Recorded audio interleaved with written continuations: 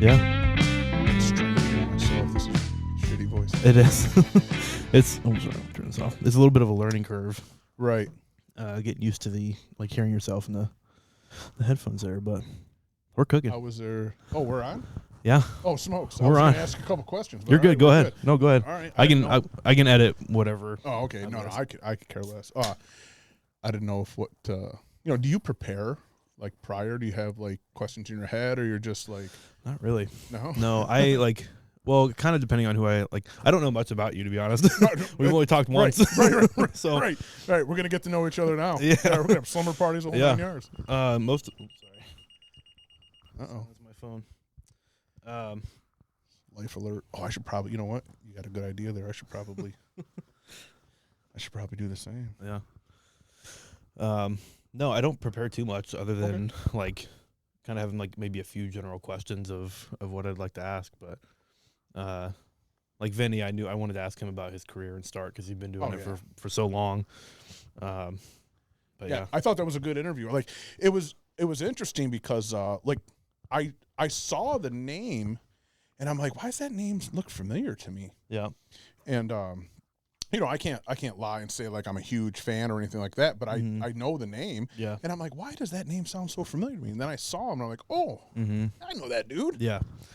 He's like, what a great first guest for you though, Yes. honestly. It's like, what a way. Well, he was like, I really wanted to interview him just because one, he's a fantastic guy. So like, asking him questions was really cool. Like, because he just got such good life experience and like some really cool stories to tell.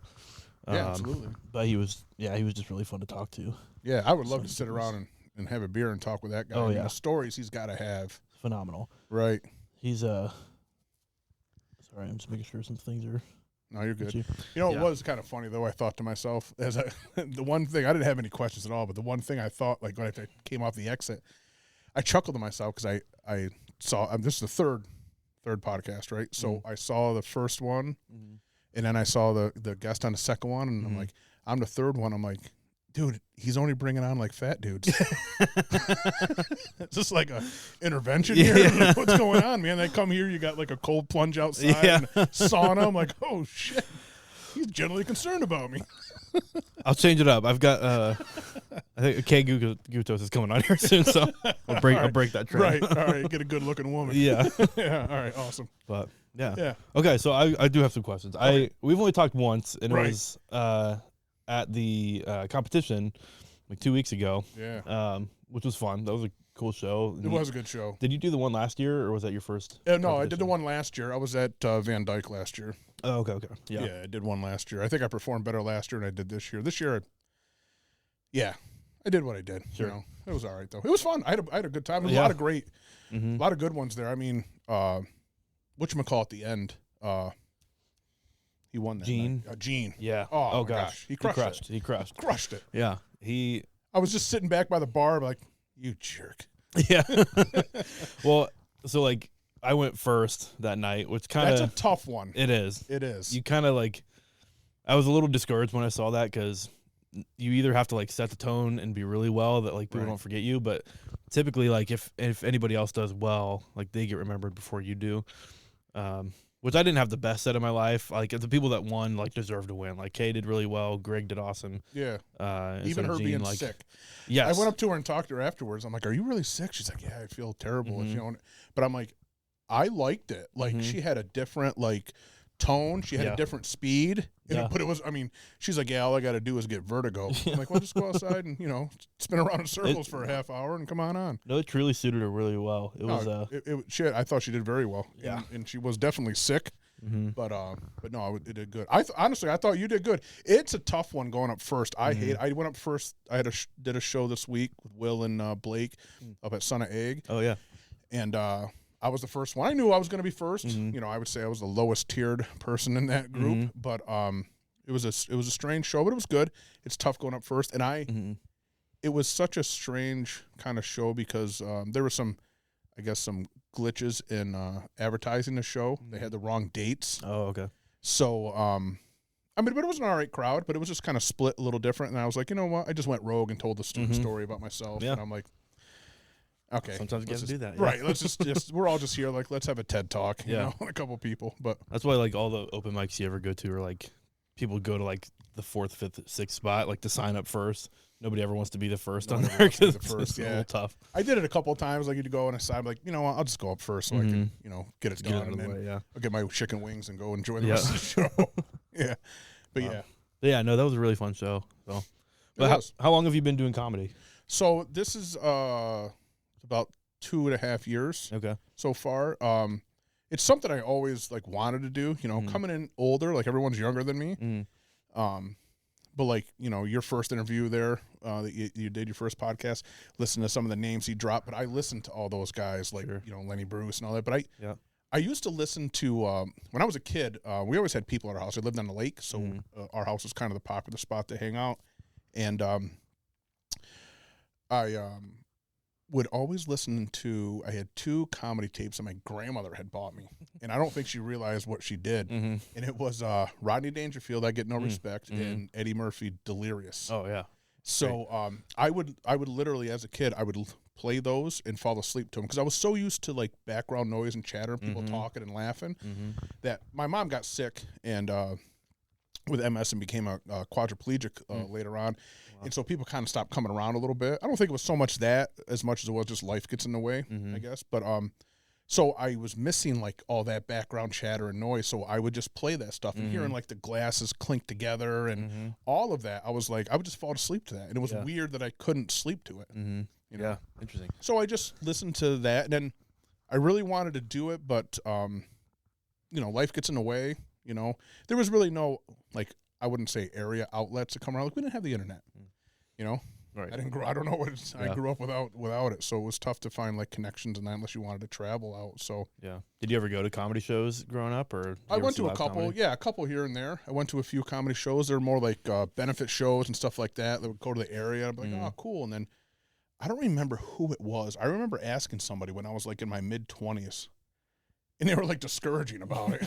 I'm like, okay. Yeah. You know, that stinks. But, yeah, you just didn't have anywhere to go then. But I was going to go out and do some just before the pandemic hit. I was like, yeah, you know what? Let's go out.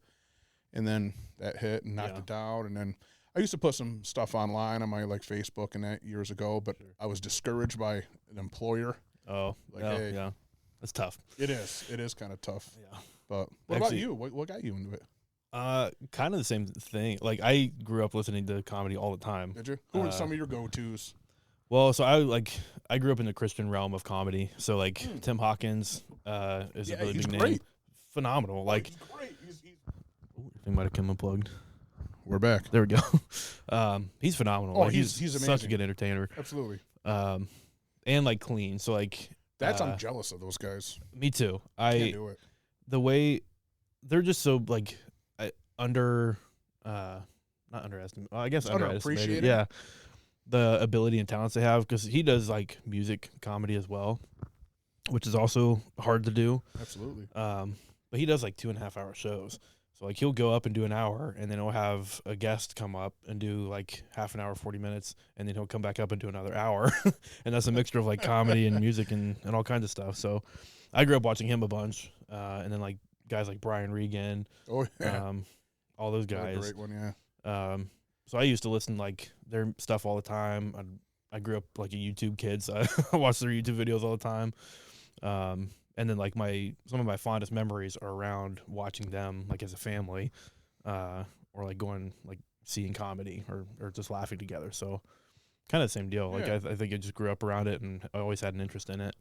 I also like wanted to be a ventriloquist. Did you really? Yeah. Hey, I had it's funny, dude, but I had my grandmother for Christmas. I wanted to be a ventriloquist as well, and I couldn't do it. Like, I didn't really have like a speech problem when I was a kid, but I had like a really bad like enunciation, and you'll notice that probably in our talk today too. But when I was a kid, it was way worse. So, but I remember my grandmother got me a doll, like, or what you would call a mannequin, whatever you call it. I don't even know what it is. And my brother, man, he was ruthless. Yeah. Picking on you? Oh, my gosh. It was ruthless. Yeah. So it wasn't so much that was discouraging. I wasn't good at it. And I think I recognized it. But I thought that was kind of a talent that you had to have to do that for sure. Right. Well, I have a lisp, So like, I didn't really think about that, or like that didn't hinder me from doing anything I ever wanted to do. But thinking about it now, I'm like, oh, it'd be kind of weird being a ventriloquist with that. Like, does the doll I have like not have it, Right. and then I do. Right. My doll speaks like perfect, fluent, Yeah. French or something, no problems. Yeah. Here I come out here with a severe stutter and a lisp. Yeah. It just gets you out. Yeah. I Right. can't pronounce my R's normally, but my doll can. That's right. It's great. Yeah. Nothing to be made fun of there. No. Right. It'd be funny to say the R's like of an Asian. Did that. Like, Yeah. talk totally fine in the doll, but Yeah. couldn't do the R's. So yeah. That'd be maybe there's something there. I don't know. Maybe. That'd be a good bit. Maybe. So you grew up in a like a tight Christian type household? Yeah, like we're pretty Okay. Christian. Yeah, we were like Southern Baptist. Okay. I grew up in Ohio. Oh, did you? All right. Yeah. What brought you out this way? School and then work. Okay. Like I came up for school originally and then stayed up for work afterwards. So Nice. I moved. I've lived here for like 4 years. Moved out of state for a little bit and then moved back up. So I've been Stay kind of away. all like Foothills Adirondacks. gotcha. Yeah, they got you. Yeah, it is beautiful up here. That's for sure. There's no doubt It about is. it. I've spent most of my adult life up here too. So it's kind of just what I am used to, All right. But Huh. I can't. Does my voice sound weird on here at No, all? I think it sounds good. I had a problem last episode I recorded that you can put like different inputs into these channels. I see that. And That's a I pretty had- cool setup you got, though. It is. This thing is sick. I guess that's normal. What's it called? It's the Rode. That's a pretty nice setup. It's got a specific name, but Yeah. I bought it on Facebook Marketplace actually. I mean, It was great. what can't you buy on there? So much. Right? I think it's anything but kids, and maybe Yeah. even a couple of them. Yeah, You know? I've seen I've seen people listed on there before. Right. Somebody come get this Yeah, kid. yeah. Yeah. So who was your biggest influences in comedy? Like who did you? I watch think a lot? when I was younger, I used to think like I actually liked female comics a lot. Like Okay. when I was younger, I used to think like Rosie O'Donnell, Ellen DeGeneres. Mm-hmm. Oh gosh, her name escapes me, but like Mrs. Pat. Yeah. Yeah. I mean, she wasn't. I was a little older, but I enjoyed female comics back then, and there was a couple I can't remember off the top of my head, but I used to think, because I was raised I grew up with females a lot around me, my grandmother, my great grandmother, but so I just kind of gravitated towards them. But it's funny because there seems to be like a gap, I thought, in like female comedy from like those people to like the ones you have now, like the Nikki Glazers or Michelle Wolfs or whatever you have now. And yeah, I think I just kind of gravitated. I started seeing people like Tim Allen was one. I remember, like Ron White back when he had the long hair and before the beard and all that. But people like that, I kind of saw those guys and I was like, oh, those guys are pretty cool. And obviously like Eddie Murphy and but like Lenny Bruce and the King of the One-Liners and all that type of stuff, like those old school Dom Herrera and those guys too. I was like, wow, these guys are like amazing. It was all the cool. people that Vinny have worked with before. Right. That's why when he was saying the names, I'm like, Yeah. I get it. It's just like casual. It was so casual to him. He was like, "Yeah, I started off doing improv with Rosie O'Donnell." I was like, "What? Right. Say more. What do you mean?" Right. That's all you got to say about that? Yeah, it's Right. wild. Yeah, that's crazy to have that type of I guess repertoire, I guess whatever you want to, but to have that history and just be so nonchalant about it. It's like, I worked with those guys. They're all right. Yeah, no Like, biggie. yeah, no biggie. Just throwing out Yeah. bombshell names without a problem. Yeah. But what about So you? it's- What was some of your like influences growing up? Because I'm how old are you? 27. 20, yeah, think about 27. it. I really did. 27. So what were some of your influences then? Well, like Brian Regan and Tim Hawkins for sure. Yeah. I didn't watch Eddie Murphy's stand up, but I watched a lot of his movies. I used to have like this old like portable DVD player that I watched Beverly Hills Cops on all the time. Oh yeah, And like spoiled kids. yeah. I just had to look out the window, Yeah. inhale my dad's Yeah. secondhand smoke. Yeah. It was a luxury, But I remember watching movies like that and just being impressed with their ability to make you laugh, because it was either physical comedy or just like their delivery of a line, or like Sure. all that kind of stuck out to me. So like they were big influences, even though I didn't watch their stand up at the time. I don't even, some of these actors I didn't even realize did stand up until later on in my life, and I was like, oh, that's super Right. cool. Like a lot of them got started off doing comedy. Sure. Yeah, all kinds of people like that. Really, I think sometimes it's almost a little sad. Like I used to like Arsenio Hall, when he did comedy and then he got into like movies. I remember he had the show and all that was cool, and then he just kind of fell off. Sinbad, guys like that they just kind of, I don't want to say fell off because that's probably not the right word. They still can fill a bigger room than I'll ever fill and crush, but you just don't see them at the forefront anymore. Yeah, which is it's unfortunate, and who knows? I don't know. Maybe they just never. Got into a Vegas residency kind of thing and fell into it. Like George Wallace is one of them too. George Wallace, I thought, was a phenomenal comic, and then you don't hear much from him, but he does have a residency at Vegas, and he's just kind of there doing his thing every day. Puts out maybe just puts out the same show every couple hours. I don't know, but then again, good for him. He's still filling. Yeah, and they do incredible. Right, does incredible. Right, that's. Right. I went to Saturday, and I think I spoke to like 15 people in a crowd, and 3 of them were for my family. There you go. Yeah, yeah, you know what? You're still doing all right. Yeah. That's funny. It's funny, like, hearing comics talk today, like, popular comics, like, talking about the people that they respect a lot in comedy, and a lot of them are people like that, like that are just doing residencies now or aren't as popular. Yeah. But they're just incredible, but they take a residency somewhere, and they don't get their name out as much, but... Yeah, well, I think it's just like it's the age. So I'm 51 now. So yeah, that's kind of where I think maybe they're at. Where for like you, in watching. So you didn't finish. So you said, what were some of your other influences outside of the couple of Christian guys? Ooh. What were some of like, what was one that you think that was like, whoa, this is. Like, I'm trying to think. Blew your hair back, kind of fell at. There's been so many. Like I'm trying to think of like live comics that I've went to see that have really had an influence. Well, what do you like the ranting ones? You like a Tim Dillon, gets on the rants. He's kind of one of my guys now. I don't watch too much Tim Dillon, to be honest. Okay. I remember like I've gone up to Burlington and saw like Steph Tolev up there. Oh yeah. Which is really raunchy, but I remember just the energy of going to a live show. Like, was exhilarating to me. Like, that stuck out a lot. It's like, oh, I really like this. Like, I want to keep going and, like, seeing things like this and being a part of it. So that was always cool. And then, like, I guess I fangirled. Like, I went to Austin in December. Oh, did you really? I saw some live shows. Nice. I saw you went to the city. I saw you went to New York. Yeah. How'd that work out for you? Super fun. Yeah, it's... Every time I go like to these places, I try to hit open mics, just make connections and kind of get familiar to the scene around there. But like Austin and New York City, like you just don't know anything until you get down there, and like a lot of it's kind of figure out as you go, like where the best open mics are and like who to get connected with and stuff. But Austin had to be nuts. It was. Had to be. I did the Kill Tony thing. I signed up for that, and you had to go to, I forget what the bar's name was. It was like across the street. You had to sign up there. There's literally like 250 plus people there. Wow. Just waiting. And that was kind of neat because I saw a lot of people that had been on the show before. Oh, did you? That were signing up again.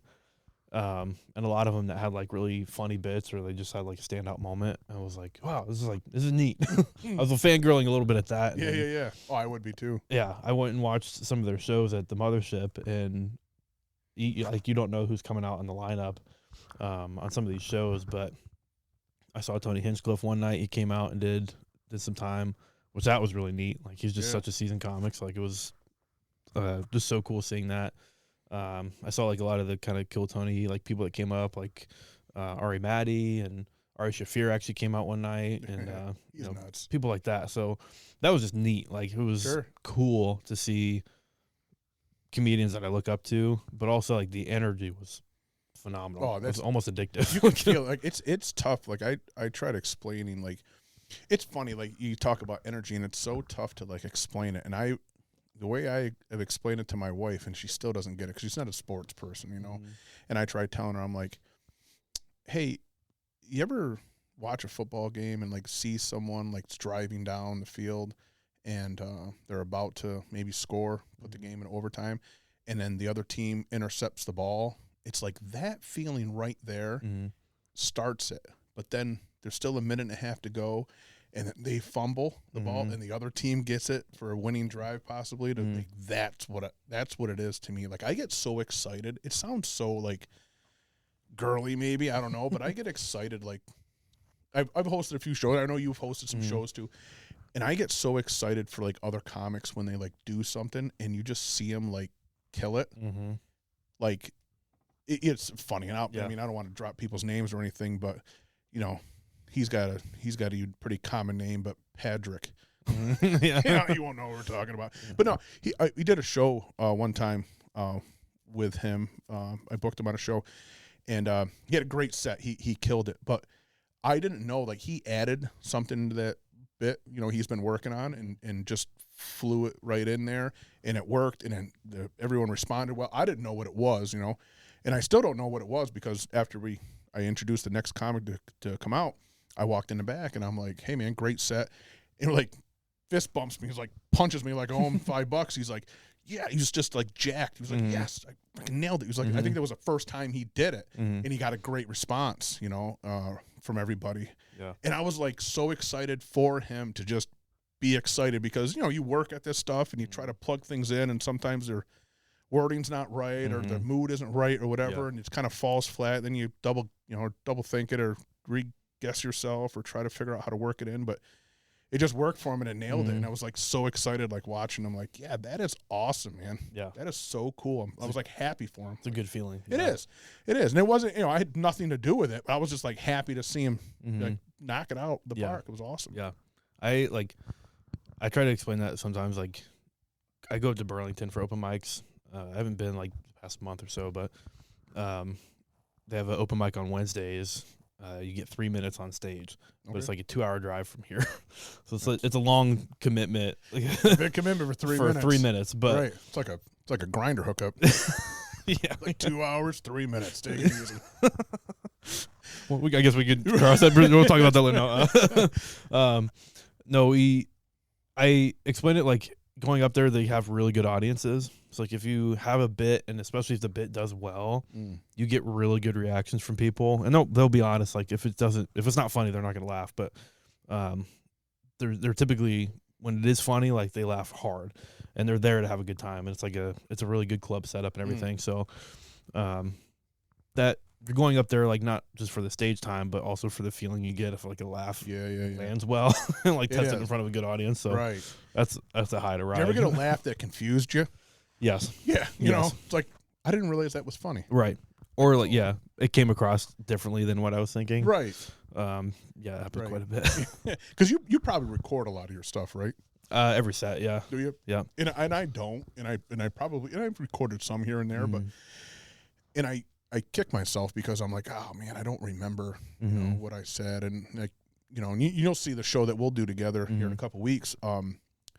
You know, we do this bucket thing at the end, and I enjoy that a lot because it's just free, you're freestyling. You know, you're just picking something out of there and you're going with it, kind of like not the kill tone, the bucket pull or bucket list or whatever that they have down there in Austin. But bottom of the barrel. Yeah, thank you. But what's good about this is just I enjoy that part, that reactionary type thing. And I went off on a tangent one time about the town I lived in, Gloversville, because it's just trash town, you know. And I went off on this rant, and one of the other comics that was there is like, dude, that was great. You got to like keep doing that, like that. You got to remember that. And actually, that night that we did the show together for the funniest comedy or comic competition, he's like, why aren't you doing that? Like, why isn't that added in? I'm like, I don't know, because I didn't write that down. I didn't record it either. Yeah. So I'm like, I just went. He's like, you need to do that. He's like, that's what you need to do. Yeah. So I'm like, all right. I've gotten a lot of one is like beneficial for me to like remember my material, to watch it back, because like certain like ways of delivering a punchline could affect like how people respond to it. Absolutely. So like if I record it 3 different ways and I'm able to see that feedback, like that just helps. But also like I just did a show up in Indian Lake last week for their Moose Festival, which is really fun actually. I recorded my set for that. Which one like this? It was like a 10-minute set. I was able to like put down on YouTube, and I could use that to like submit to competition shows or whatever. Yeah. So that's kind of the practical benefit of it too. But like I also got some like crowd work stuff off of that was just fun. And I'm new to comedy. Like I'm only a year and a half, 2 years in. So like I'm trying to learn how to be better at crowd work and just kind of reading the audience and like feeding into that a little bit. But I had some really good moments there that were just fun. Like, so kind of getting to watch those back is encouraging me and like helping me learn ways to be better at doing that in the future, you know? I think I'd like to do more crowd work. Like, I think it's too, partly it's like, you know, I'm almost twice your age, right? So I can say, God, that's terrible to say. It's so bad to say that. My gosh. What do I got, like 20 summers left? Like, oh no. But so no, that's a sad way to think about it. Right. It's like, oh, well, we'll end it here as I go jump in the river. But I think it's like, you know, I've been around people a lot longer. And I've always been a pretty talkative guy. I think that's the one thing I like about comedy too, is you get to meet people, and you may only meet them for the first time once, you know, and you may never meet them again. So it's kind of fun to like just think about like, yeah, you know, let's leave a good impression with this person or this, you know, this girl or whatever, or have some fun, or like, hey, you find out somebody's birthday. Like, that's my favorite. Like, somebody tells me, like, oh, it's their birthday. I'm like, you shouldn't have said that. Yeah. Well, I actually just posted a bit about that today. Did you really? Yeah. This was like back in February. I did an open mic here at the Lagoon in town. Kay was hosting it. Okay. And we did one there. You were probably there, actually. No, we did an open mic there for the Winter Festival last year. That's where it was. I knew. Okay. Yeah, you came in with some friends. Yes. Yeah, and it might have been this show. It was in the bigger room, like that, like a little stage area set up. Yeah, it's outside the bar. Yes. Yeah. It was that show. Oh, was it? Yes. There was a group that had walked in, and like two of the guys were wearing sashes, and I was like, "Hey, I thought only girls wore sashes." And the guy was like, "It's my birthday," and I was like, and then like a few other people were like, "It's my birthday too," and I was like, "Oh, cool." Any other birthdays I don't care about? Like, you know? Like that was a joke because like it's bound to be someone's birthday. Like you know, like you're at a bar on a Friday night, someone's got to be celebrating. But yeah, like I said, I said to somebody once, I think it was up there. I said kind of the same thing. I said, I saw a girl take a shot. She's like, well, and they're all like, you know, blah, blah, blah. And I thought I heard someone say birthday. So I'm like, hey, is it your birthday? Yeah. So you took a shot? Yeah. Someone going to get lucky tonight? It's like, no. I'm like, what a waste. You know? And I said, you know, it's not polite to ask a woman, and she was up there in age, probably a little older than me, you know, how old you are and like how much you like, you know, I look at the crowd, like how much you weigh? I'm like, right. So when'd you get your period? Yeah. You know, something stupid like that, you know. But I enjoy stuff like that. You know, that's the fun part. Nice. But, yeah, that was terrible. So outside of the comedy realm, what tell us about Chad? What do you? Well, let's see. I have you know, married with a child, I guess, and you know, it's just a lifelong commitment to the love of my life. There you go. You know, but no, it's try not to sound too happy about it. Right. She'll never hear this. It's all right. She doesn't support me at all. No, it's not true. She does, in ignorance. But no, I mean, outside, I just you know, I spent a lot of years. Like I said, I grew up in a small town. You know, I was raised with a bunch of women. My grandmother, my great grandmother, great aunts, and cousins, and that. And my mother, I had it was really good, like, childhood. I can't complain. Like, nobody you know, hit me or anything, even as much as I wanted him to. And I probably should have. My dad was not a physical violent guy or whatever, and he should have been. He should have been a little more heavy-handed with me. Definitely got into a lot of trouble as I got older, for sure, you know. Got into drugs a little bit too much. Got into drinking too much, for sure. You know, got myself in a pinch a few times. Had to spend a little time away from everybody for a little bit, you know. Wasn't too awful long. But jail stinks, man. Yeah. You know, it's just so boring, you know. Well, I've heard so many good things. So. Right. I mean, if you like to read and, you know, have endless sex, it's pretty good, you know. But good. But no, it's just so boring, you know. And I was in there for like the holidays, so that was worse, you know. And I just remember being in there. I'm like, I don't want to be in here the rest of my life. You know, this is terrible. I got to straighten my shit out. And I did.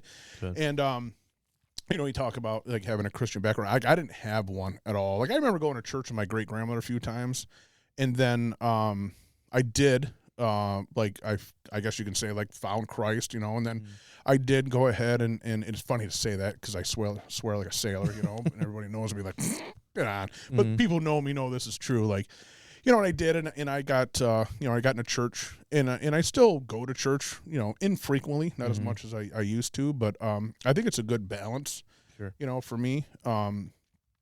And so yeah, then you know, got married, and I stayed at. I never went to college. I wasn't. I was big into football, and I actually did have a chance to go play college football, but I stayed back. Like I said earlier, my mother was quadriplegic.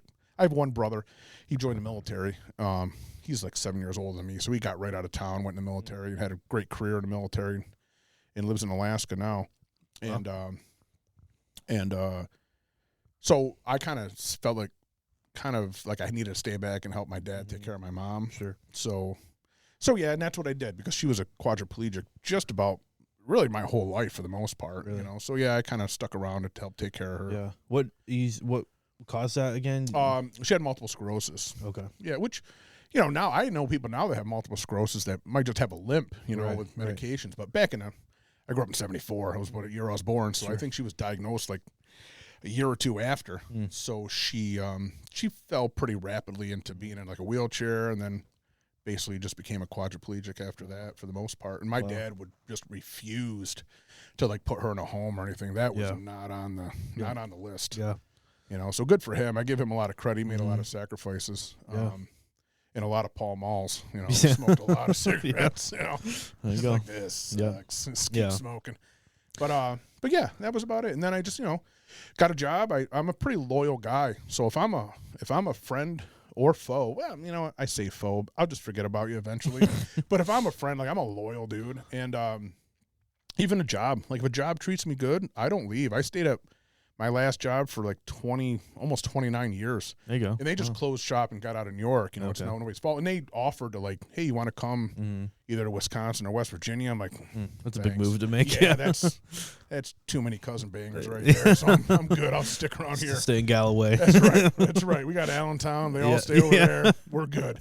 So yeah, so we're That's good. a very true stereotype around here. It kind of is. You know, they keep them over there by the mountain. Yep. You know, they come down for the summer and wash up once in a while, but they get back up in the mountain. Go bathe in the creek somewhere. That's right. Yeah. And then, so yeah, I did. And then I just joined up. And that's what really like, why I can't hit so many open mics now is my new job is different. This is my hours are different. So I can't hit the open mics because for a while I was pretty faithful. I do the Monday, not so much Tuesday, but I always did Mondays, Thursdays, and a couple of Fridays down at the Comedy Works. Sure. But, you know, this new job just has a little bit different hours. It's kind of peeling back a bit to be able to give me some more time. Nice. Because I was dumb enough I talked myself into a position I shouldn't have been in, to be honest with you. Like they saw my resume. They're like, oh, this is great, blah, blah, blah. And you interested in this? I'm like, sure. And then next thing you know, it's like, would you mind doing this? Absolutely. And hey, could you help me here? And I'm like, oh no. And the next thing you know, it's like just stacking up. And finally, about a couple of months ago, I'm like, hey, time out, guys. Yeah. That's getting thick. That does kind of suck. Like if you're like a loyal employee or you do really well with one thing, it tends to like compile onto be like more and more responsibility, which tends to not work out that well. Right. You know, and it's funny. Like you get to be like 50 years old and you're like, hey, you know what?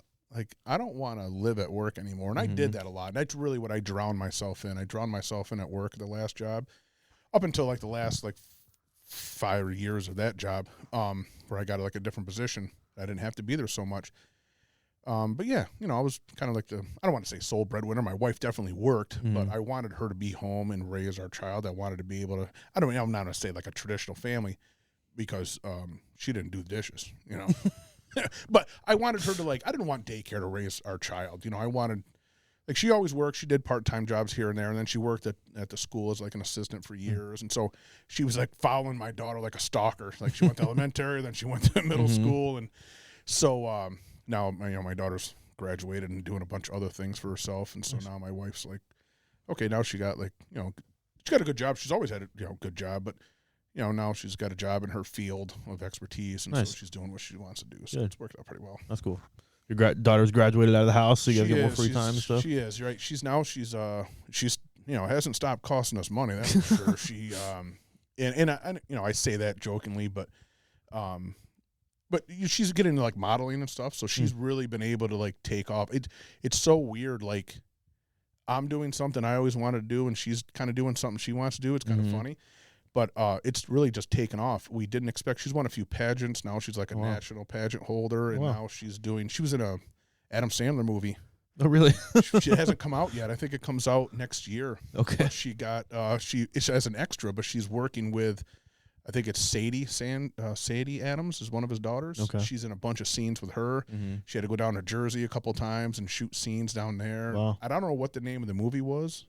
So you ain't getting any secrets out of me. I don't know anything. But my daughter did say that Adam Sandler acts just like you see him on TV. I believe that. I believe it. He's exactly the same. So when talking, my daughter was talking to his daughter, and his daughter, funny, like, said she doesn't watch any of his movies. And my daughter's like, how would you not watch a movie? She goes, I live with this guy. Yeah. I see it every day. He's true to character. He is true to character. Yeah. Yeah. My daughter said one time that he got off the golf cart. He was like off to the side. And he just gets off and like he's got the classic jersey on with shorts that don't match, and he's just over there dancing, whatever.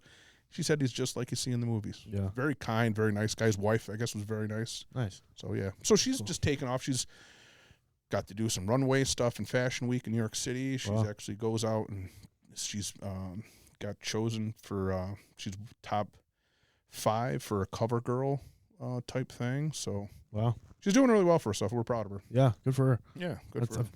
I'm not familiar with the modeling industry, but I imagine that's not too easy to get into. And It's not. They say it skips a generation. Yeah. So it sucks for her. Yeah. You know what I mean? You can't get all this. Yeah. But yeah. Nice. Yeah. What about you? What brought you here to your 27 years on the planet? Oh gosh. Well, you mean like interest outside of comedy? Yeah. What do you do outside of here? Gosh. Work a bunch. I'm at that stage where I drown myself in work and then join my office. You're at the suck stage. Yeah.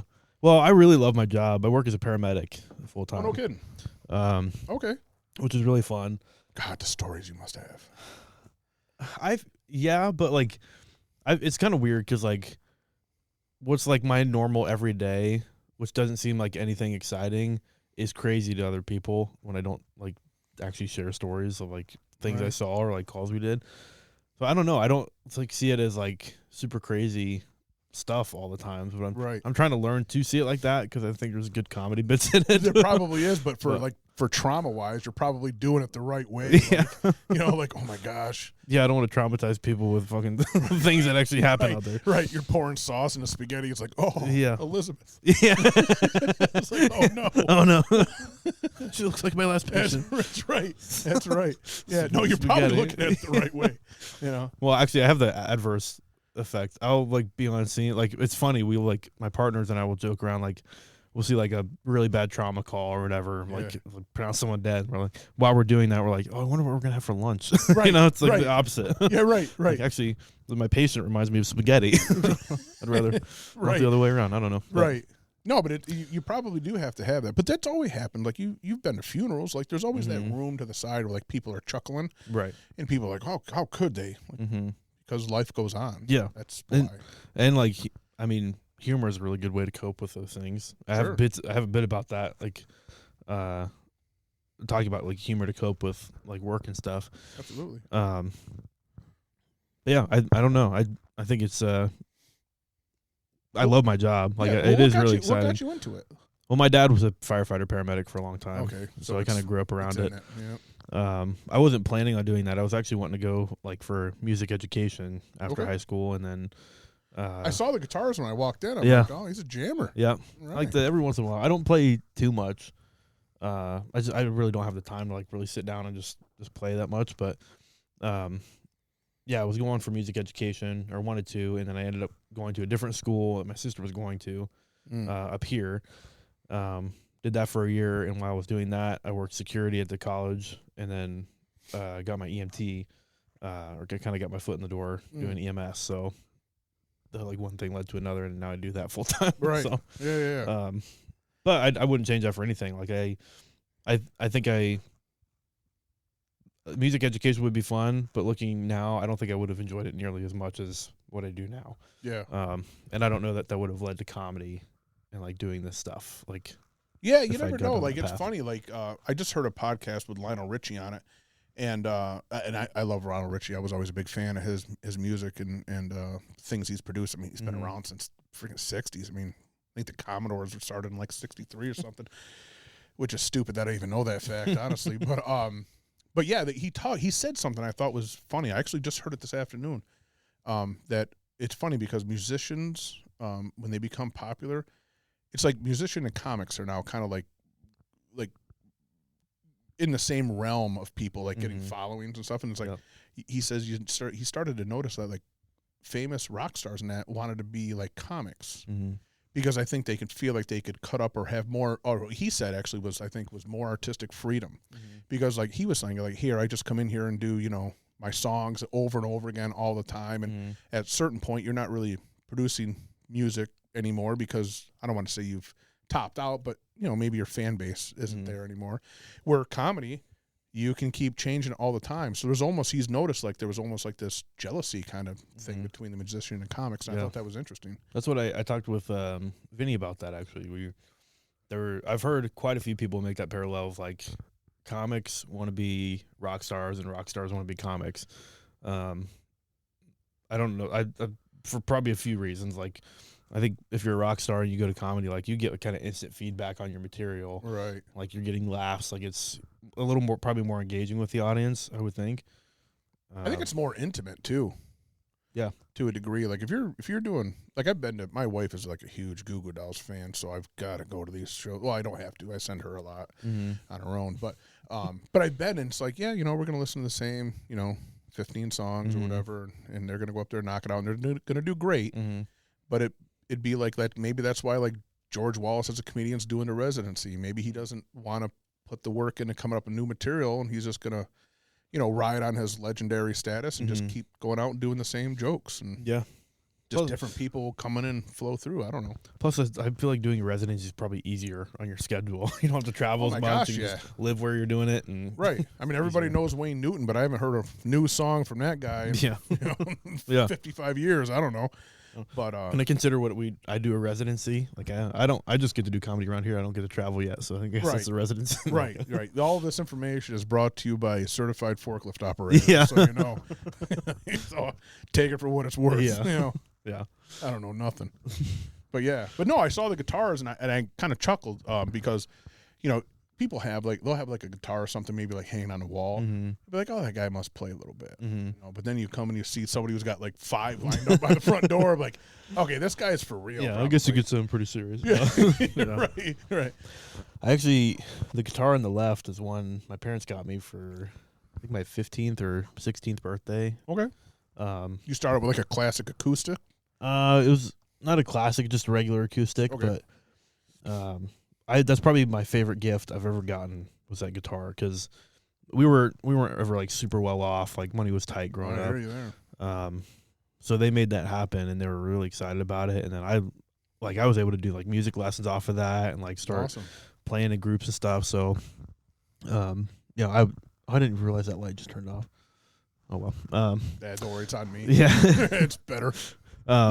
But yeah, no, that's one of my favorite gifts I've ever gotten, so I'll cherish that thing. And then the other ones have kind of come just as people have offered them to me. So I remember, it's funny you say that. I remember the first guitar I ever got, my grandmother bought me an Ibanez acoustic guitar. Nice. Yeah. I thought that was the coolest thing in the world, man. And I played that thing.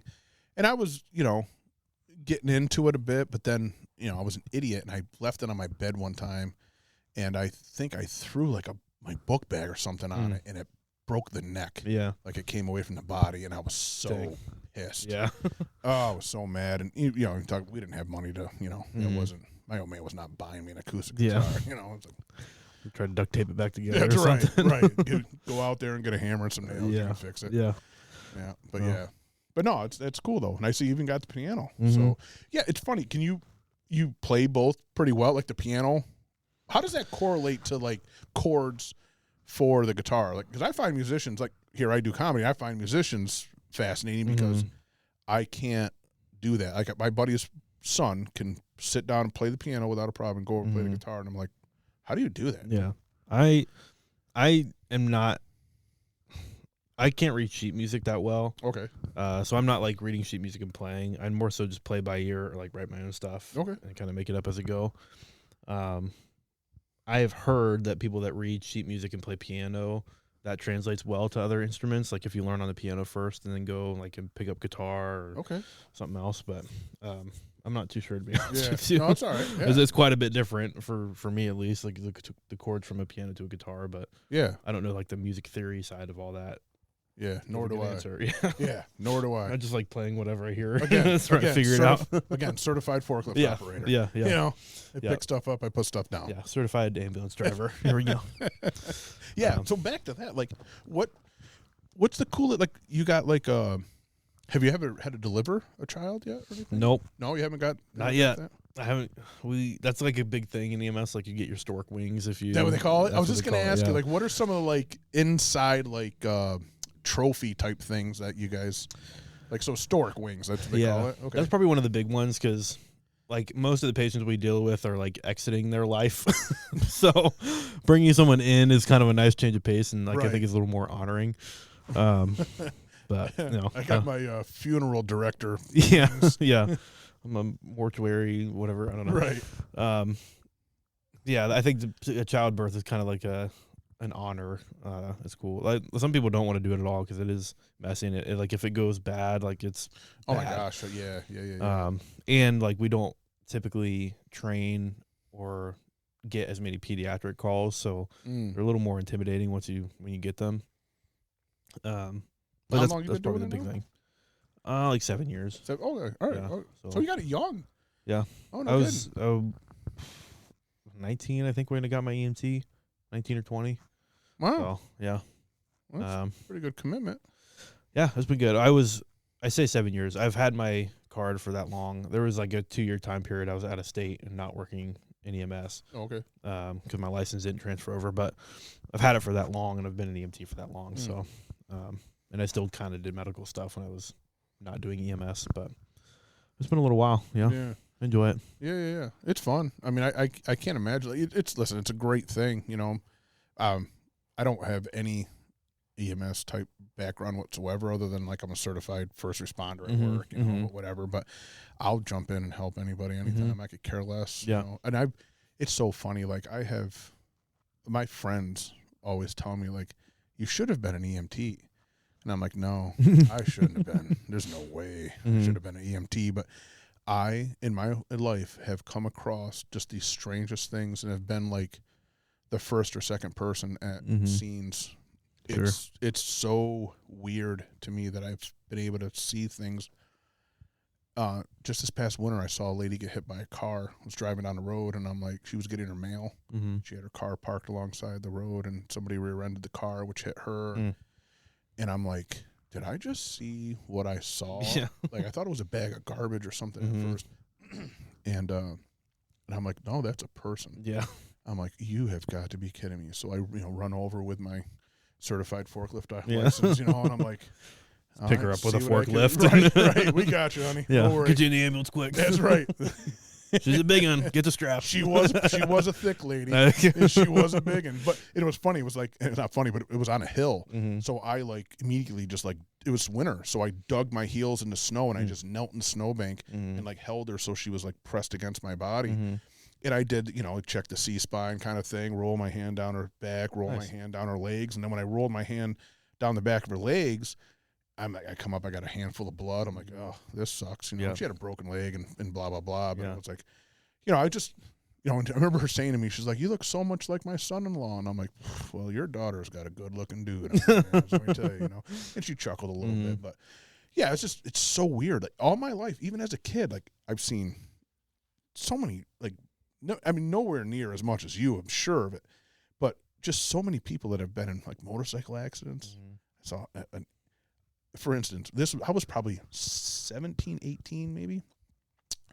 My dad bought us snowmobiles, and I thought that was cool because my cousin who lived down the road, we lived down at Sacandaga Lake. So my cousin lived down the road at snowmobiles. We'd all go out together. Well, one night during a blizzard, we'd run the roads, and one night during a blizzard, we came back home about 1 o'clock in the morning, and it was probably a little after 1.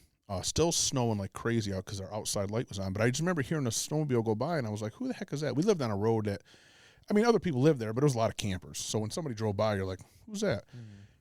And next thing you know, like, I hear the snowmobile just running, And then next thing you know, somebody pulls in the yard with a snowmobile. And I'm like, who is that? Like, is that part of our party? And this guy is just waving his hands. And I'm like, oh, no. And I go running out to see who it is. And I'm literally in shorts. I don't even have shoes on and a shirt. And I can hear him screaming when I walked out the front door. Well, what had happened was he was riding along the road and got into the ditch. And the power company had cut a bunch of limbs that fall and left them in the ditch. And one came right through the cowl, like hit the shock, came right up through and hit him like just below the knee. Yeah. And it didn't sever it, but it broke his leg off to where he was holding his leg like almost in his lap.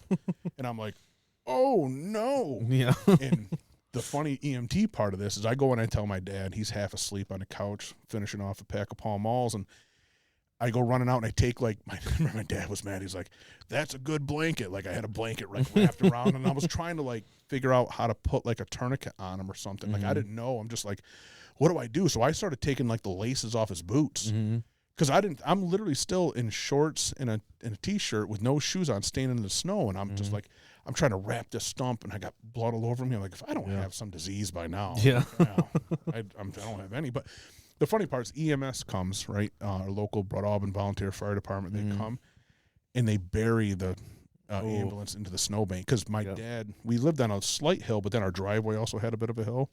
And so this lady comes out, and she was a thick lady. And she comes down that driveway, and us fatties, like when we try to like, we can't like slow ourselves down. We got to do like the shuffle and then lean back a little bit. You know, it's like a tractor trailer with a Jake brakes, just so makes the same noise and everything. Right, it makes the whole same thing. And I'm like, wow, throw the brakes on, honey. But she finally kicked out. Her feet just blew out from underneath her. But whatever she had, hard shelled thing in her hand, went up in the air. And I just remember like watching this, like, oh my gosh. And it came down right next to her head. I mean, just missed her head, but there she was, filleted out. Just, oh, my back. I'm like, are you kidding me? Then the Fulton County ambulance came. I'm like, there is no way. And it's all the funny, weird things that have happened to me, like when it comes to people. And I tell my friends, and they're like, man, and my friends have been there for some of them, and like, if we didn't know you, we'd think you were lying to us. Like, it's the craziest thing. I feel like an EMT, but I just don't have any credits towards credentials for it. None. Yeah, none whatsoever. Gosh, those are like, it's kind of funny. A lot of like people in EMS will be good about, like we respond to stuff all the time, so we see injuries after they've happened. Right. But like, if you show me a video of like someone snapping their legs, doing like a leg press in a gym, I'm tough. like, it's tough to I watch. I cringe at that because it's like, I'll go and respond to that. I want to see the aftermath of it and help them then. But seeing it happen is like, that's a different feeling. Yeah. Will like curl my toes right up. Yeah, like that wasn't too long ago. I saw arm wrestler, like, you know. Oh yeah. And I'm like, yeah. Well, thanks. Yeah, my wife's like, you say the weirdest stuff. You've seen some crazy, and that bothers you? My wife's like, ugh. And I'm over there like, oh, turn it off, turn it off. And hearing a bone break is not not fun. It's disgusting. Unexpected, yeah. It's funny. Creepy. My dad and I, well, I said my dad was a paramedic for a long time. This was, I don't know, 3-4 years ago. I was in Ohio, and we had just finished golfing, and we had left, and we had come across a pretty bad accident. It was a motorcycle rear-ended by another car, like threw the drivers or the riders off, and that was pretty nuts. It was kind of neat, like being there, like with him to like do the evaluation, like working with him because we not work together like on an ambulance or anything. So this is cool. Like, yeah. That's right. Let's do it, Dad. Yeah. All right. Yeah. Sorry, you just lost your leg, but this is a cool father-son bonding moment for us. Right. Would you calm down? We're trying to take a selfie together. Yeah. Yeah. Quit wriggling. I want to get the background. Right. Yeah. No, a silly one. Do a duck face. Yeah. Meanwhile, the lady's like femur's broken. Right. Using his leg as like to hold the phone. Well, it's actually not too far off from what was happening. Yeah, I don't know. I've come across like a few things like that, but yeah, I don't know. The worst is I worked with a gentleman for years. He gave up. He was in the funeral home director, like he was funeral home business, and he went to Syracuse. He showed me his card. He was older than me, super nice guy. He told me and I don't know if this is a fact, so I'm going to he's passed on now, so I'm going to take him at his word for it. But he said, I was like, what are some interesting facts, about blah, blah, blah. And he said, you're typically about the same weight cremated as you were when you were born. And I'm like, really? Like, yeah. He's like, typically within a few ounces, you go right back to your birth weight. And I'm like, that is I'm like, even me? Are you serious? Like, he's like, all that fat and that'll burn off. All that stuff will burn off. It's all, skeletal and whatever. Yeah. And I'm like, that's crazy. He's like, yeah, look it up. And I did, and I don't remember what I found out. But, I mean, I'm sure it varies a little bit. But some of the stories he had. Crazy. That's a job I don't want. No. Like a funeral home director. No. And I asked him, I'm like, buddy, how did you do that for so long? He married into the business. His wife's family owned it. And he got his, like, I guess, mortuary license or whatever. Mm-hmm. And, oh, my gosh, the stories he had were just like, picking up people in buckets and whatever. It's like, holy smokes. And he finally, when he had grandkids, he never had any children of his own. He married. He just, like, I think he adopted his wife's daughter. But when he had grandkids, he's like, okay, I can't do this anymore. Yeah.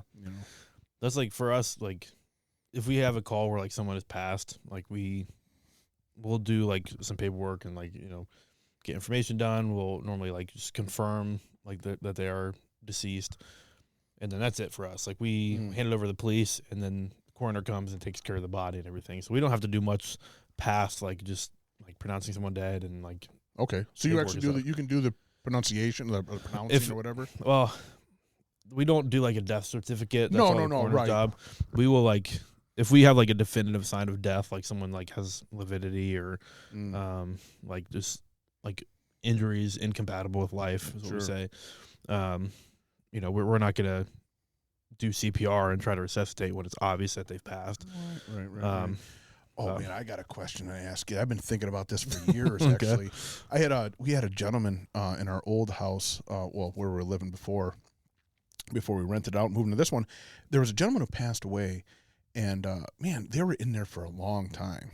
And I thought, why are they in there so long? And he was old. He was a pretty good sized guy. His wife was outside. I think, like, family members started to show up a little bit outside, and I'm like, what is going on in there? Like, they've been in there for a long time, and I'm thinking to myself, I'm like, they working on him? How do they not, like, have him up and going? Like, he's a big guy, but he ain't that big. And I'm like, he got in the door. And I'm like, So when they brought him out, they were, like, doing chest compressions and that on him. And I don't know nothing, all right? Certified forklift operator. And I'm like, those don't look like real chest compressions. Like, were they just, like, I thought to myself, were they just doing that to, like, get past the family and to, like, I don't want to say put on a show, but just, like, maybe just relax them a bit or something. Yeah. Have you ever heard of that? Is that, like, I don't want to say common, but is there?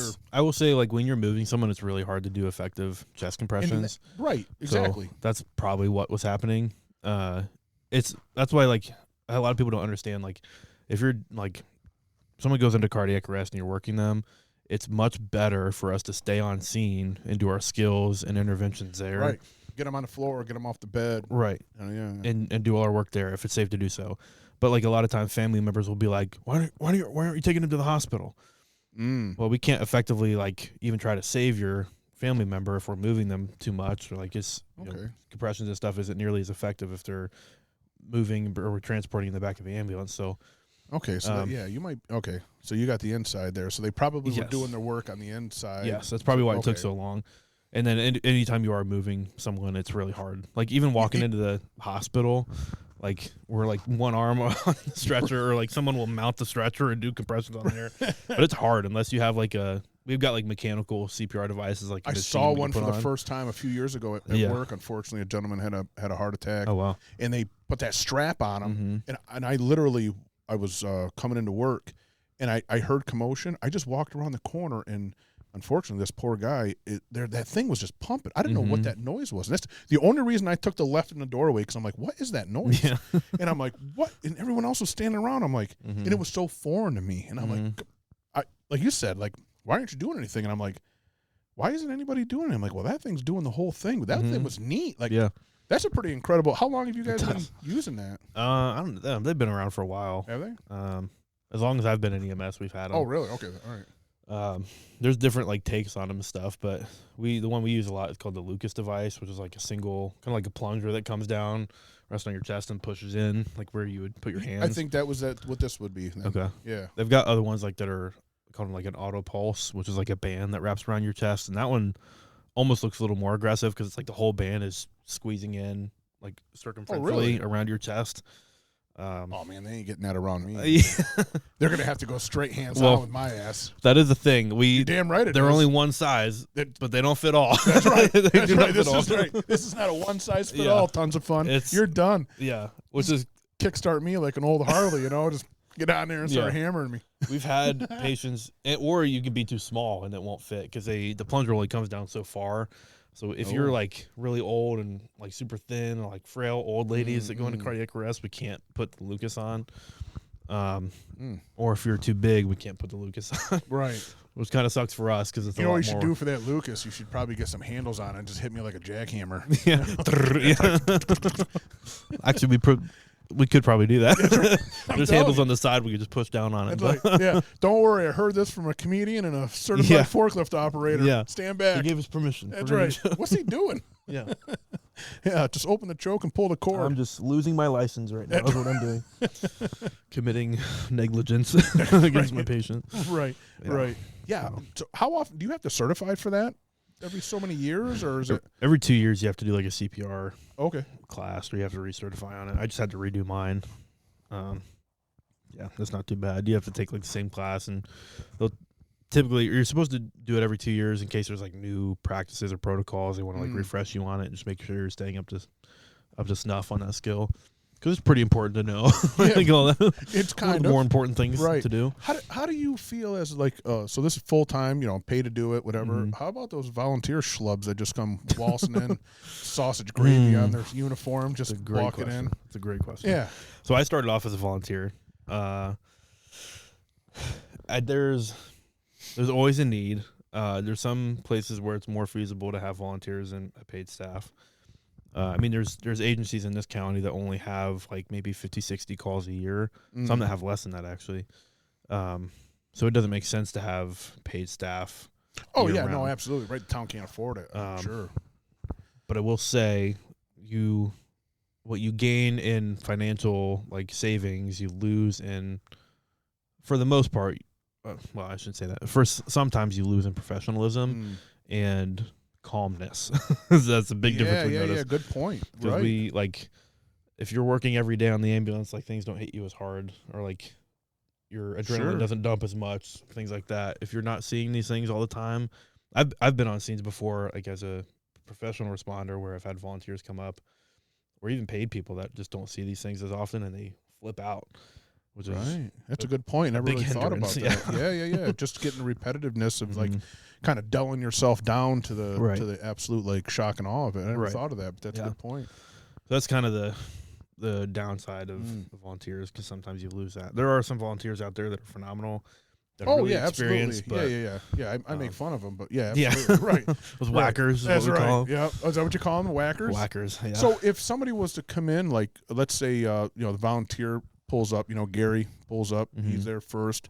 He's got his blue light on or whatever, smoking a Pall Mall right. He's got a sausage gravy biscuit in his shirt pocket, just for. You're not too far off. That's right. No, not at all. Ass crack hanging out, belly hanging out of the front. And then, so do you guys take like for the paid EMS? If you guys are on scene, do you take over for the volunteers, or how does that like hierarchy type thing work? It's based off your jurisdiction. So like like the town I work in is like, that's my primary response area. So if I'm responding to a call in there, I'm typically the highest card holder on the crew.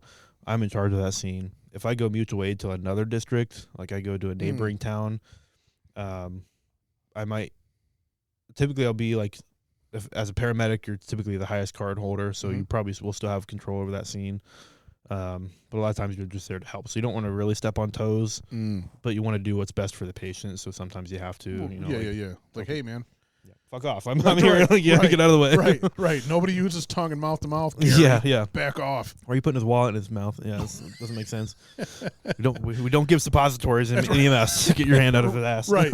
And you don't put them in the penis either. So beat it. Yeah, that's not an us thing. Yeah, that's right. I saw it on House. It'll work. Yeah, I saw it on TikTok one time. Right. Neat. Yeah. Showing a pin in his throat. I don't know. Yeah.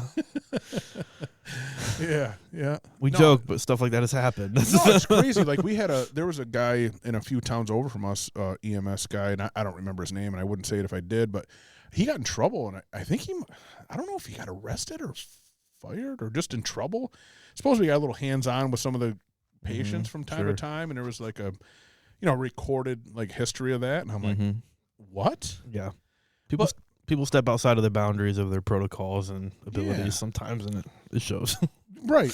But I just thought, like, I remember, with my wife or friends or whatever, we're talking, like, how could you do that? I'm like, listen, people suck at every job. Like, you know what I mean? You don't know. Those people are in everything. You know, I don't care if you're the president or, volunteer fireman, Nowhereville. The whackers, yeah. Yeah, those whackers. Yeah. I'm going to start calling them now when I see them.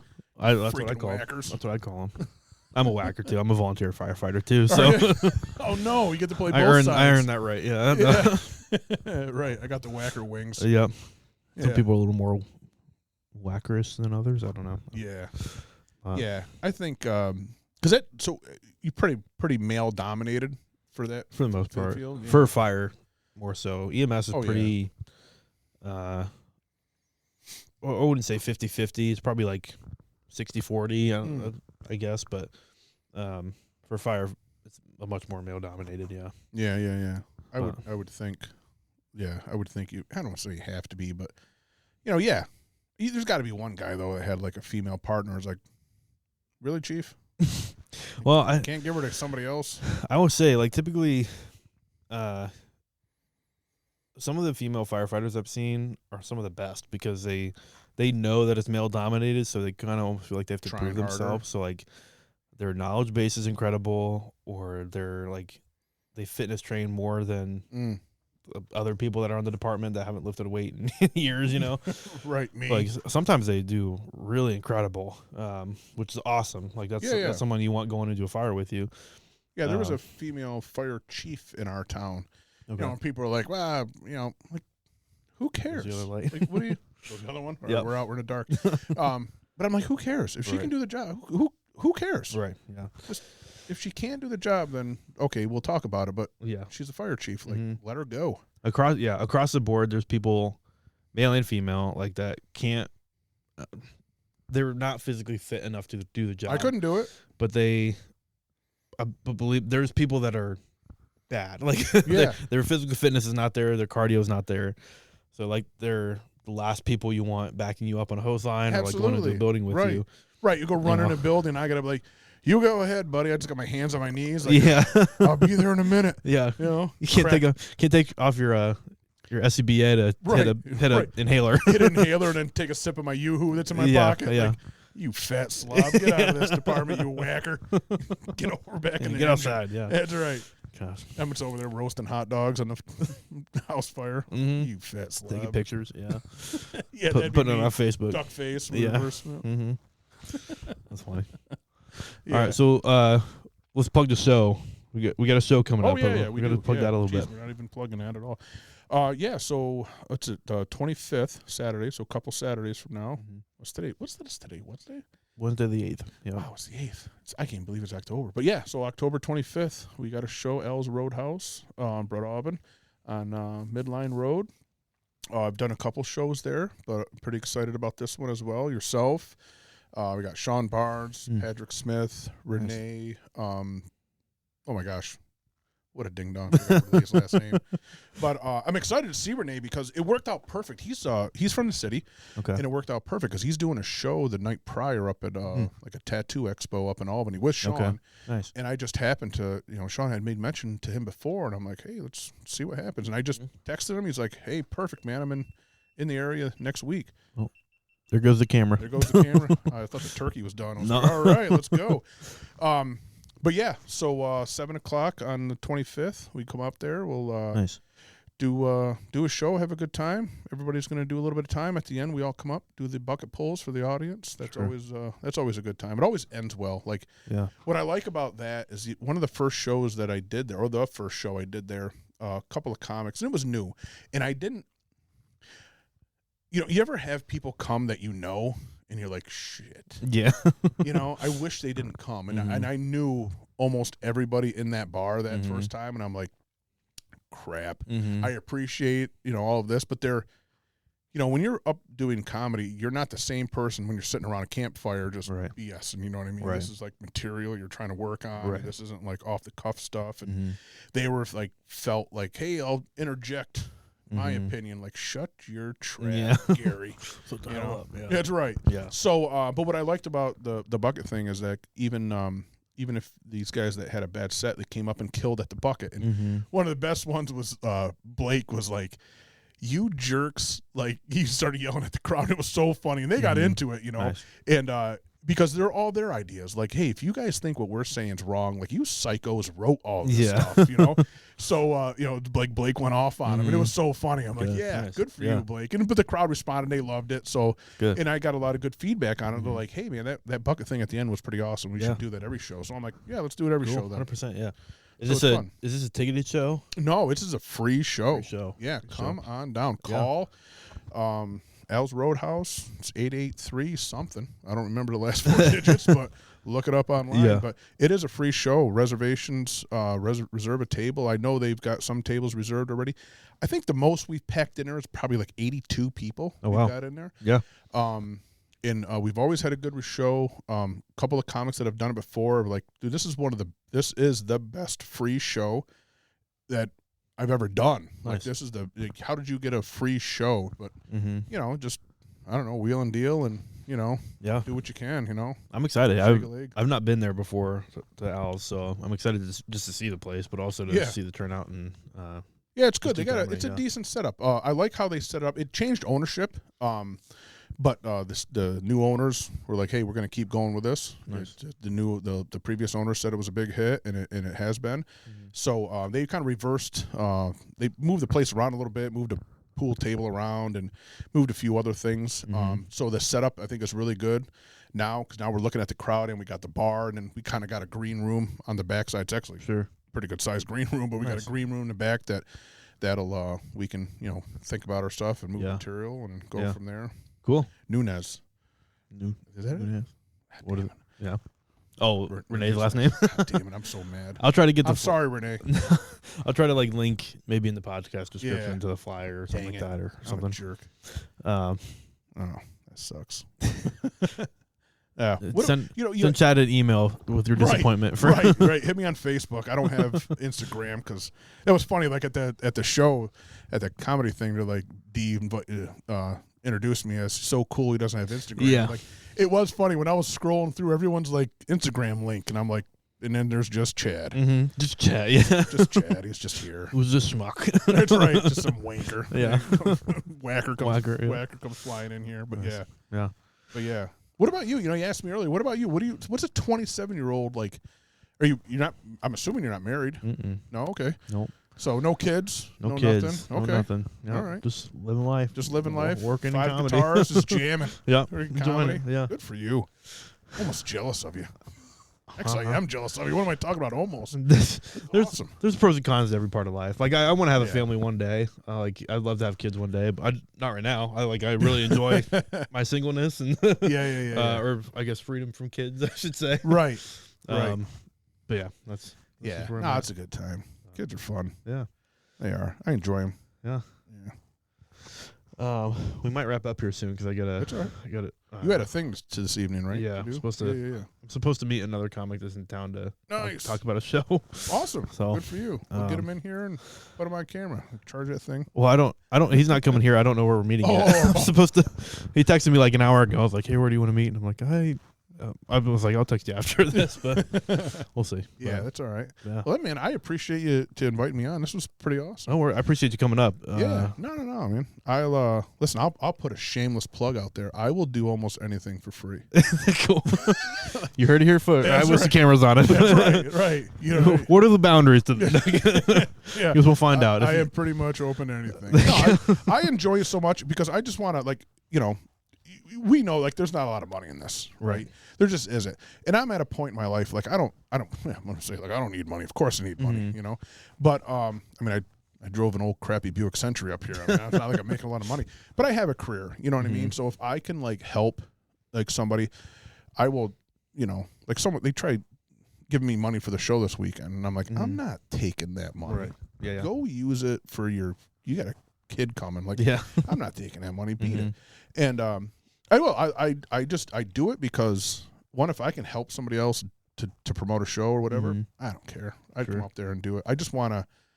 I'm kind of weird. Like, I like to, like, help other people. Like, I get enjoyment out of other people's success, which is strange. I don't know why. Yeah. But that's just what I do. I don't know. Strange. Yeah. No, that's cool. Yeah. There's enjoyment in that. Like, it's is. cool to see other people around you, like, flourish and find success and stuff. So yeah. I get happy when it makes me happy to see other people, like, succeed.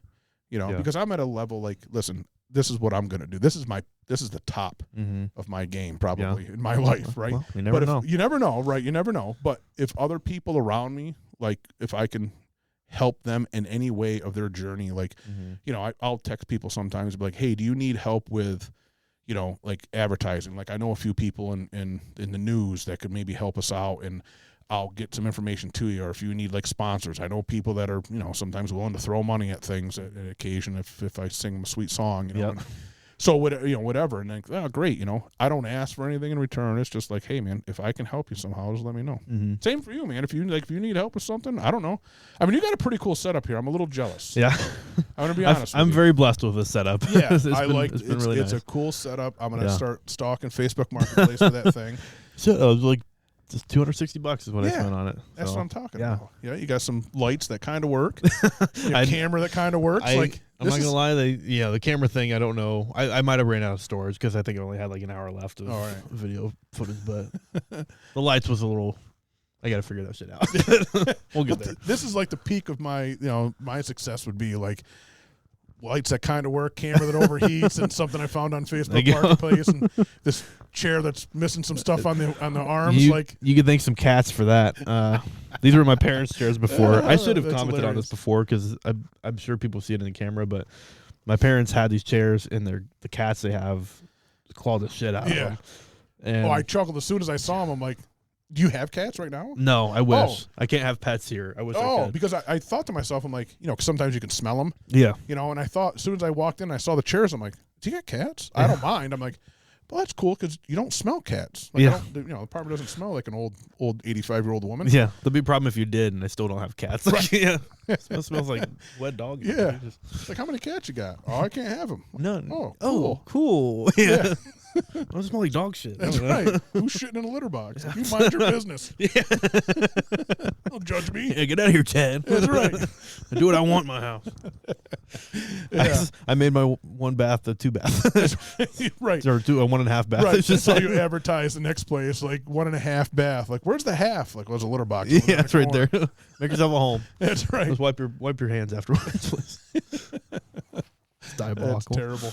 It probably happened. We laugh. I know there's people that shit in litter boxes. Listen, I am told that there's a certain school not too far from here that there was a lawsuit brought by a parent because of a child, and I may or may not know people that work there, and may or may not have been able to allegedly confirm or deny that story. And I'm like, you got to be kidding me. That's wild. Yeah. That's actually what's in that little thing back there. That's not a sauna. That's not a sauna. That's my shit box. It's a shitter. Yeah. It's the porta-john we brought inside. Yeah. I really wanted another bathroom right next to my bathroom. That'd be funny if you had two bathrooms that are just next to each other, adjoining doors. Yeah. Like you had to walk through one bathroom to get to the second one. Oh, what's that? Isn't there a name for that? Yeah, horrible. Yeah, awful. Awful. Especially if you're using the first one. You got to walk through to use the second one. Excuse me, Jerry. Well, pee in one and poop in the other. Like right. You gotta. I'm OCD like that. Somehow, I don't know. You brown town in the back. Yeah. You piss in the front. This is going off the rails. This is going off bad, right? Another hour of this, we'll probably be arrested. Yeah. Whatever. There's no limits on a comedy podcast. No, I don't think so. I think as long as we don't, say certain things, I guess we'll be good. But yeah. That's why certain people are not getting invited on this show. Oh, all right. Good night. Yeah. Who's it? I won't ask you to say names, but you got some good people lined up, you think? Yeah. Awesome. I'm trying to get things scheduled right now is where I'm at. I put everything on like a Google calendar, and I can I put my availability on a Google calendar, and I can send that to other people to sign up for a time if they want. So I've got some like a lot of other comics that are going to be coming on, and then just some other people that I know of that are really funny that I find interesting. So yeah. I heard you talk too before, and you cut me to tell me to stop talking because I'm a talker. Very good. But you were talking about maybe doing like a 2 podcasts, like having one focus on certain things, and then maybe having one of the comic style. Yeah, I was kind of worried about like crossing boundaries of like, because I like have like EMS people on here. Like I had my boss on here. I saw that. That was brave, dude. Yeah. Second show, like bring the boss on. We get along great, and like we had a lot to talk about. So, but I like worry a little bit about crossing those boundaries. Sure. Just because I don't want, I don't want us talking about bathrooms to get back to my employer, and then they're like, hey, you can't talk about that shit when I was on that. Right. So. Right. Like, what's your problem with litter boxes in the school? Right, yeah. Like, I'm bringing one to work tomorrow. That's right. Get out of here. Nothing. Right. I got a porta-john. It's got a sandwich bag full of kitty litter. I'm just trying to introduce you to it. That's right. I'm going to slow roll you into this idea. Yeah. Should have one at the firehouse. Well, that's not a terrible. That's not the worst idea about that place. No. All right. I'll stop talking. You're good. I'm good. We should wrap up. How long was this? Hour 20. Really? Hour 20. Yeah. Doesn't seem that long. It goes pretty quick. It really does. It does. Yeah. I only know because I have a little timer up there. But yeah, an hour 20. It goes really quick. But thanks for coming up. I appreciate it again. I really, honestly, I do appreciate it. This is fun. Yeah. I like to do these. Mm-hmm. I love sitting down and talking to people. Get to just talk about weird stuff. Yeah. And, I'm pretty much an open book, man. I got what goes on in this head scares the hell out of me. Yeah. So I can only imagine. Right. Yeah. Might as well get some of it out, and we haven't even got anywhere near scratch the surface. Not even. We haven't even. The sun hasn't even risen yet in this darkness. We'll do a part 2, and we'll really dig deep. Right. I'll bring a psychologist in to interview. I'll tell you what. Well, one of my therapists one time wanted it. I say one of my therapists. Like I could ignite them. Yeah. Like, you sick bastard. I don't care. I'll tell anyone. I go to counseling, right? Because I think it's important. I think it's important to have a healthier mindset about things and think of things more clearly. And I think I almost need it more now than at 50 than I did when I was like 25. Because the world's changing so much, and I'm still like stuck in like 1995. Like I think Nirvana's still cool. That guy's been dead for 30 years. It's crazy. But he was like, hey, I'm gonna come to a show. Let's put him on air. Is that an EMS call? No, it's actually the guy I was supposed to meet later. Oh, son of a gun. Well, we'll wrap up quick. Let's wrap it up. Let's get out of here. Well, Chad, thanks for coming on. Awesome, I appreciate it. Thank you so much. I really do appreciate it. All right. Let's see what he's got to say.